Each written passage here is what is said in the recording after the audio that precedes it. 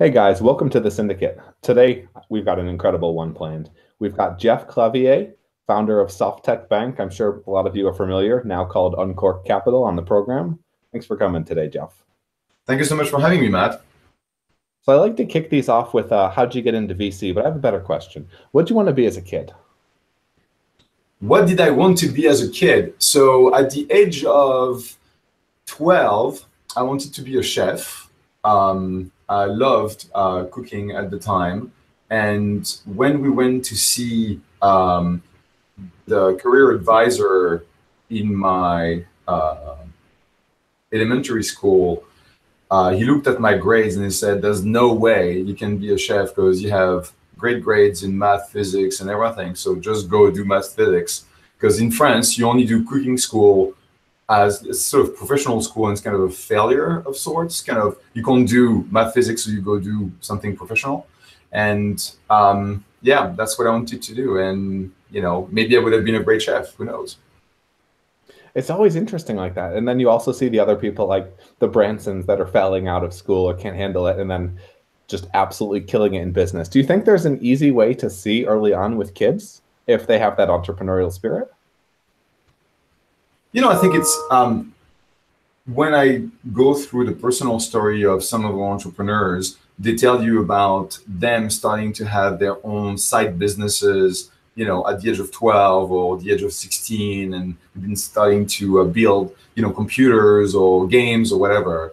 And some people sort of do it early, and that's awesome. And some people sort of have what we call regular childhoods and do kids things and then turn into sort of great entrepreneurs. I think it's kind of, I haven't sort of found the characteristics that you could sort of map saying, if you have this, and that, then there is a high potential of a great entrepreneur. Because, we've backed, I think the youngest CEO we've ever had was 17.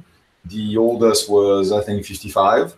And, there was nothing alike between those two. So what we try to figure out is really for the company, the product, the market opportunity that they're after, what is the unfair advantage of the person or the team which is in front of us? And we try and avoid having the, hey, those are the 2 or 3 characteristics that we're looking for, because otherwise you end up with just the same kind of founder in your portfolio. And we're very proud to have a very diverse portfolio.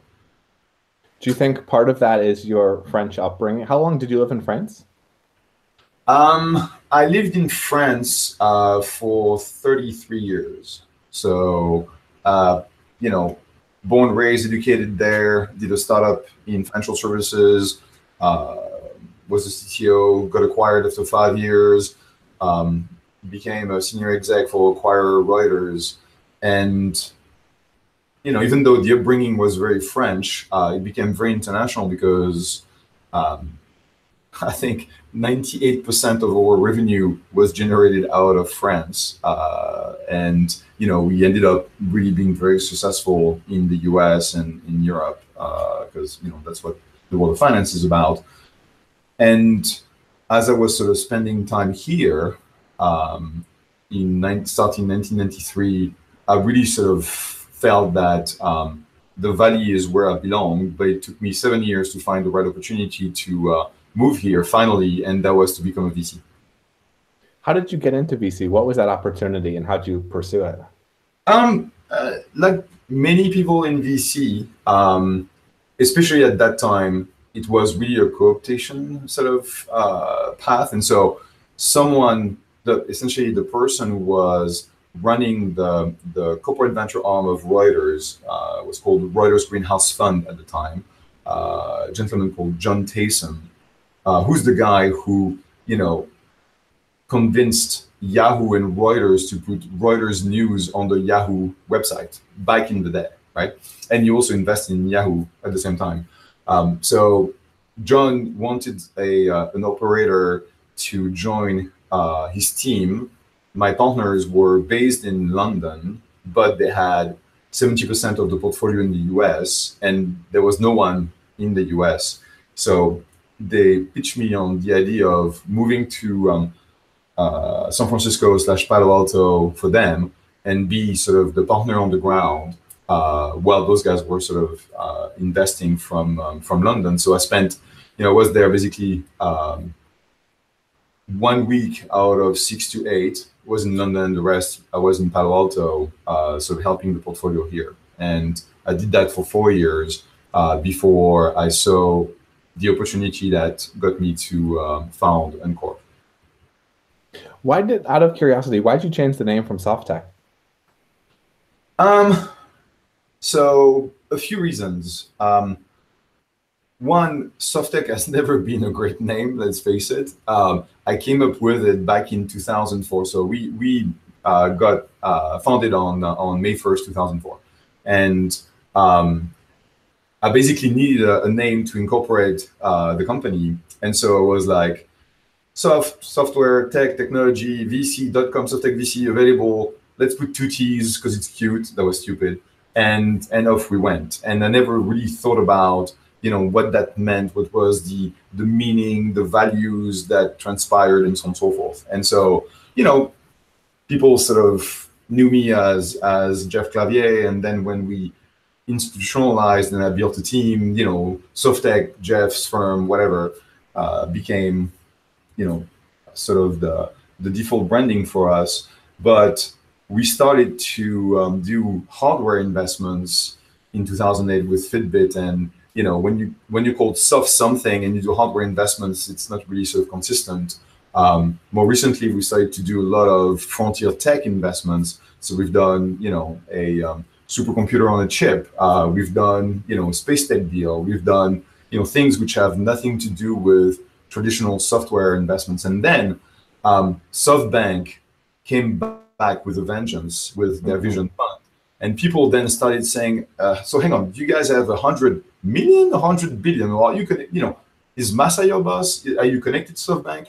And so I just couldn't take it anymore.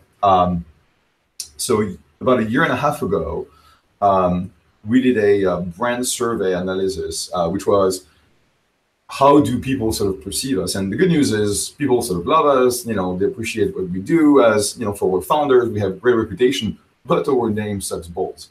And so that, after having done that analysis, I couldn't hide, and I knew we had to change, the brand. So we told our investors in November of 2016 that we'll pursue this name change, and that was a year-long process to work with namers, identity firms, make sure we had the trademark, figure out, not only sort of the name, but also the new brand identity. And, we refreshed everything, and I'm very glad that we did, because people just find that Uncork is actually a great brand for what we do as seed investors.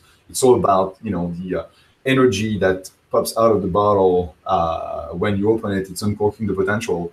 And for the people who know me and know my passion about collecting wine, I was gonna say you're French. There's got to be a little bit of that here too. Yeah, it's a wink about my passion for wine, and every time I meet a friend who said, "Oh, by the way, I just love," like, no one has come to us saying Uncork absolutely sucks, and everyone is super excited. They like the identity. It's younger, fresher, and also what's interesting is that when you think about what I did in terms of investments and sectors in the early days, it was very much consumer focused, whereas now we've really sort of flipped to a B2B SaaS focused firm. So 25% of what we do is consumer, whether marketplaces, consumer services, and consumer hardware, but 75% is SaaS, B2B enterprise, B2B marketplaces, industrial hardware, a lot of frontier tech. So it allowed us to really refresh the brand, but also sort of reintroduce what the firm is doing and what our investment strategy is. So it was actually very, very useful. And the way I sort of explained it is, look, we've done 10 years of institutional investing as SoftTech. That was from 2007 to 2017. And on November 3rd, 2017, we introduced Uncork for the second decade of investing. And so far, absolutely no regret. I mean, it cost a bundle, because that's all of this isn't cheap. But every day I'm glad. You've made a bundle. You've done well. Yeah, Why change the investment thesis? um, um, why change the investment thesis? That's a good question. We evolved over time, moving from our core roots of consumer, which was really where the opportunity was back in 2004, 2005, right? Which was, hey, there's all those founders who are trying to build the first few companies of Web 2.0, and they don't have anyone to fund them. So let's just jump in and as a professional angel investor, invest my own money, prove the thesis. And so that was focused on that consumer category. But then I started to see, some early SaaS opportunities.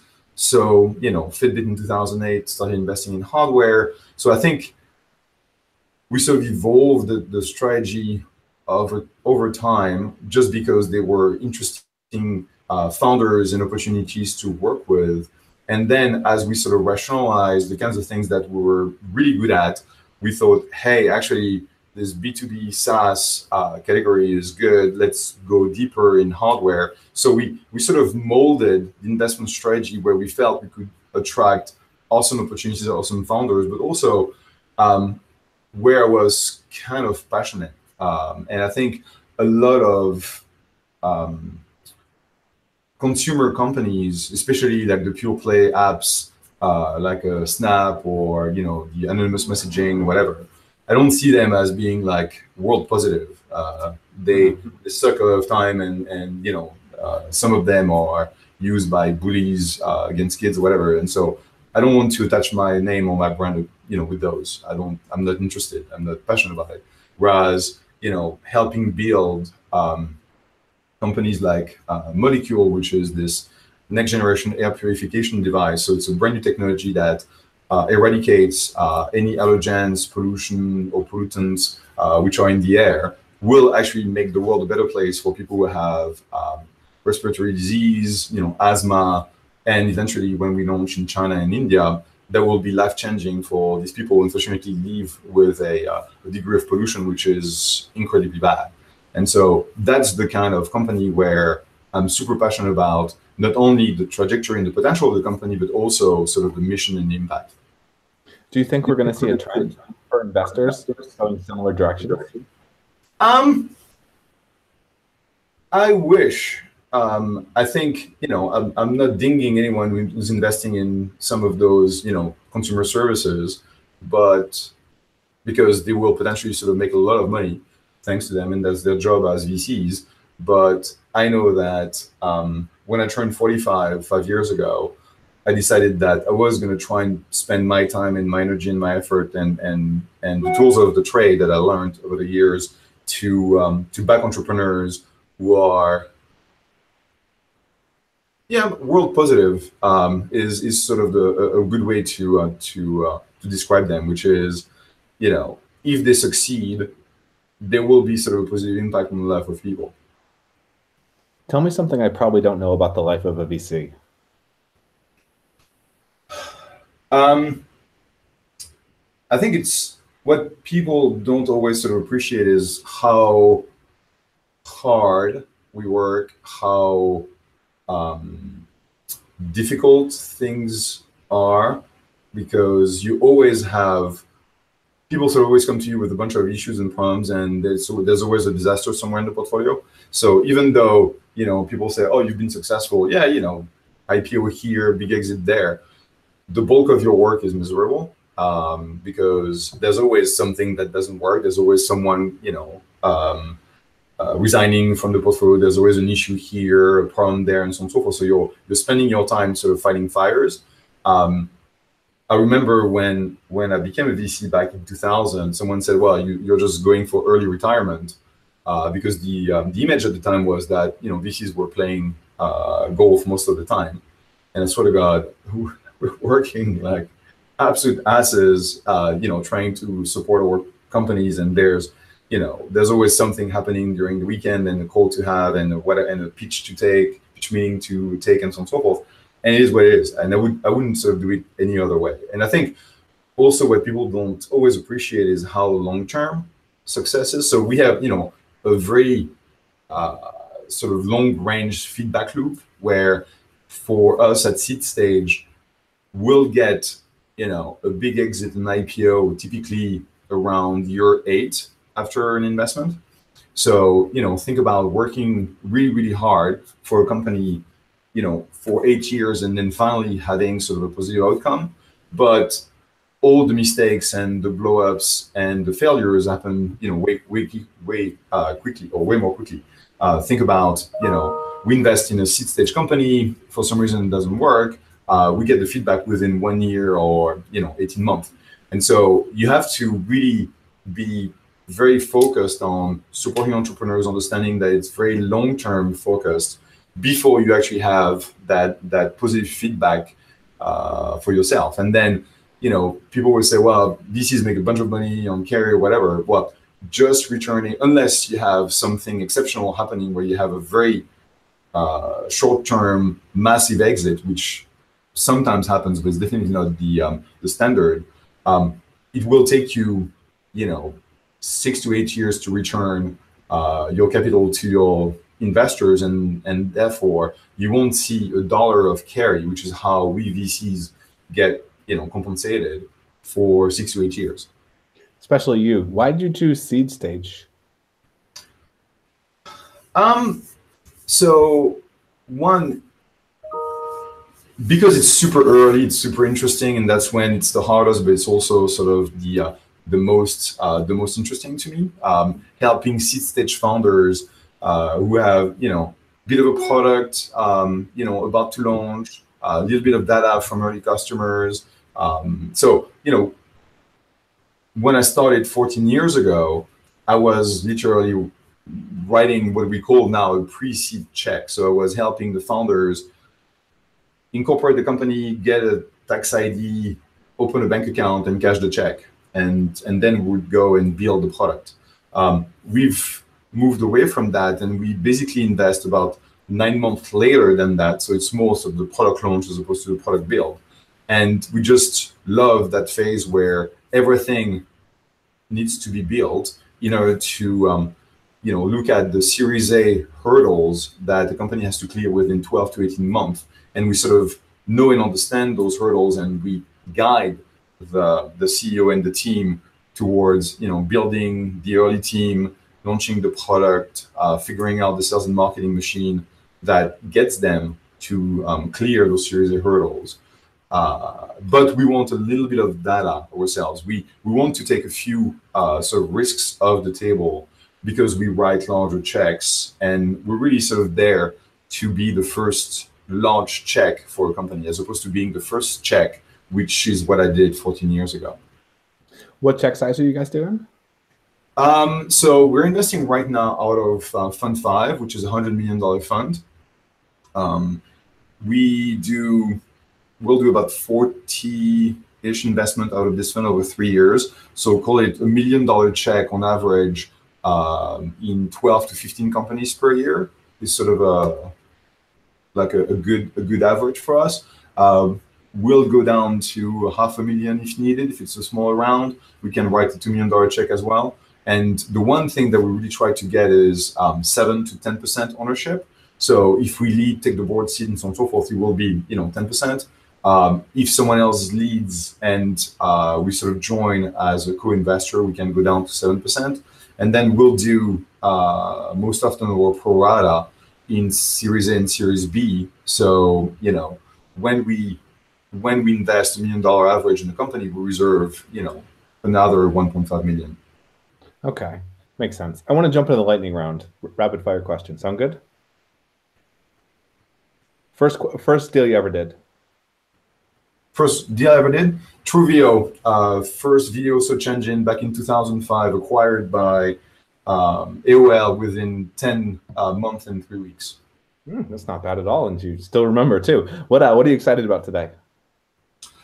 I spend most of my time on a new category called frontier tech. So it's space tech, artificial intelligence, AR, VR, robotics. It's sort of where science meets early markets. And so those are pretty crazy investments typically, but they have massive opportunities. So we will do about 20% of the fund in that category. And then the rest, SaaS, B2B enterprise, bit of hardware, bit of consumer, bit of marketplaces. Sci-fi is the fun stuff. Two biggest wins to date. So assuming that's in dollars returned, so Fitbit and SendGrid, even though SendGrid is still in lockup, but both companies IPO'd, and they will be massive wins for us. Oh, SendGrid as well. That's pretty impressive. What about a anti-portfolio? Any big misses? Oh, like we need 10 minutes. LinkedIn, Uber, House, Pinterest, Airbnb, Wish. Yeah, those. It's a solid list. At least you're at the table, though. What you got one question to ask a founder before investing. What is it? Tell me your story. I always start with that. Because tell me your story means it's weaving both the personal aspect, your personal journey, why you actually motivates you, and so it's a very open kind of question, and you will see where that goes. So I like to start with that. Outside of ICOs, what's overhyped? Well, the whole crypto thing. So ICOs as a means to raise capital, but the whole crypto thing, I think, is going to end badly before it ends well. And I'm always surprised that people sort of don't look at the realities of that market and how manipulated it is. So, it's very surprising for me, who is a enthusiast for new tech and new things, that I'm so down on crypto. Interesting. And what do you read, look to, listen to on a daily, weekly basis to stay informed?